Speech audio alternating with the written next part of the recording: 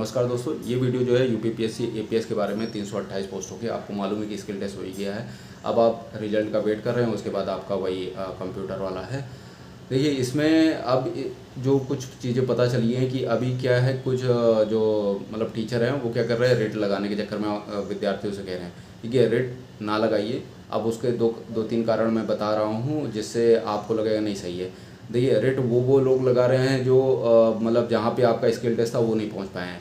अब भाई साहब, आप गेट क्लोज़ हो जाए और उसके 5 मिनट बाद या 2 मिनट बाद आप पहुँचे तो उसमें आयोग की गलती नहीं है। आयोग ने साफ साफ कहा है कि आप बहुत पहले पहुँच जाइए, चाहे जैसे पहुँचिए, उनसे कोई लेना देना नहीं है।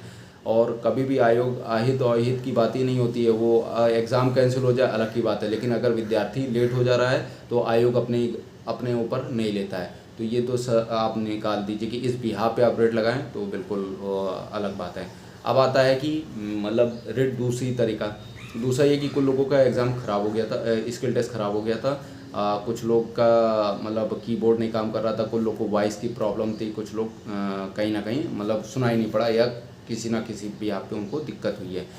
देखिए, अब जो लोग पास हुए हैं, जो लोग पास मतलब है जिनने स्किल टेस्ट दिया हुआ है, जो जेन्युइन थे, जिन्हें कई सालों से मेहनत करी है, ऑनलाइन ऑफलाइन दोनों ज्वाइन करा हुआ है, वो रेगुलर प्रैक्टिस कर रहे हैं, 8-8 10-10 घंटा प्रैक्टिस कर रहे हैं, कीबोर्ड तोड़ रहे हैं वहाँ पे।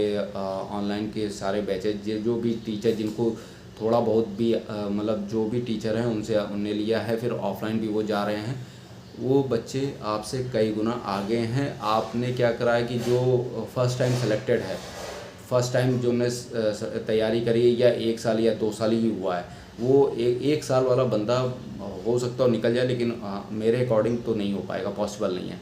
क्योंकि क्या होता है कि 1 साल वाले के लिए प्रेशर, प्लस वहाँ पे कैसे परफॉर्म करना है, वो कैसे आवाज़ें हैं, ये सब अगर ऑनलाइन ऑफलाइन दोनों उसने सही से मेहनत करी और 8-8 10-10 घंटे उसने स्किल की प्रैक्टिस करी है, तब पॉसिबल है ना। ये एकदम से पॉसिबल नहीं होता है कि आप जाएं और तुरंत पहला ही पेपर निकला स्टेनो का और जाके आपने करा और हो गया आपका। बहुत मुश्किल होता है वहाँ पे साउंड का, वहाँ पे बैठने का, हार्ट बीट जो बढ़ती ऊपर नीचे। मैंने एक सब्सक्राइबर के साथ फ़ोटो डाली है, और वो एग्ज़ाम मतलब स्किल टेस्ट देने से पहले उसकी हार्ट बीट इतनी तेज़ थी, उसी की नहीं 4-5 मतलब लड़के थे, उनकी इतनी हार्ट बीट तेज़ चल रही थी कि क्या बताया। कह रहा था भाई ऐसी सी बात है, तो हमने तुरंत उससे कहा कि भाई चॉकलेट खाओ तब जाके दो। तो वो कंट्रोल हुआ, उनका वाकई में स्किल टेस्ट अच्छा हुआ। अब वो जेन्युइन वो बहुत समय से मेहनत भी कर रहे थे, और हो सकता हो भी जाएगा भगवान दया से। वो काफ़ी मेहनत भी कर रहे थे। अब जो लोग ने मतलब ये कहा है कि रेट डालेंगे या आयोग ने उनकी तरफ से गलती करी है, हो सकता हो 1 से 28 तारीख वाले में कुछ समस्याएं हुई हों, लेकिन उसके बाद किसी भी मतलब डे पे नई समस्याएं हुई हैं। जैसा भी हो, या आपको मालूम नहीं चल रहा हो, जिस विद्यार्थी ने 8-8 10-10 घंटे मेहनत करी है, उसके लिए क्या है कि वहाँ पे जाके सिर्फ प्रैक्टिस ही करना है। जिसने फर्स्ट टाइम दिया है या जो किसी गवर्नमेंट सेक्टर में हैं, अब उनके पास टाइम रहता है क्या? अगर आप 10 बजे जॉब पे जा रहे हो, 6-7 बजे आ रहे हो, और ऑब्वियस सी बात है आप मैरिड हो गए, तो कहाँ से आप टाइम निकाल लोगे और कितना टाइम दे दोगे? 1-2 घंटे का तो प्रैक्टिस है नहीं कि मोटिवेशन देखा और 1-2 घंटे में आपने प्रैक्टिस करा और सेलेक्ट हो गए, है ना। तो ये 1-2 घंटे वाली प्रैक्टिस नहीं थी, बहुत मेहनत थी, और हर तरीके का इस पर डिक्टेशन बोली जाती है, सरल से लेके टफ तक बोली जाती है, सब मिक्स बोला जाता है। तो इस तरीके से कि आप घर पे थोड़ा सा प्रैक्टिस कर लिया, ऑनलाइन ले लिया और बस आपका काम हो जाएगा। तो ऑनलाइन से काम नहीं होना था, ऑफलाइन ऑनलाइन दोनों होना था। और उसी जो बच्चे ने 8-8 10-10 घंटे मेहनत करी है, कहीं ना कहीं उसको मतलब भगवान ने दया करी है उस पर, वहाँ पे जाके मतलब भगवान नहीं गए हैं, मतलब वहाँ पे उनकी दया बनी रही कि बच्चे का हार्ट बीट और फलाना डिगाना जो होता है ना, ये डर का दिमाग में होता, वो सब कुछ नहीं हुआ है। अब कोचिंग संस्था का क्या इंपॉर्टेंट रोल है?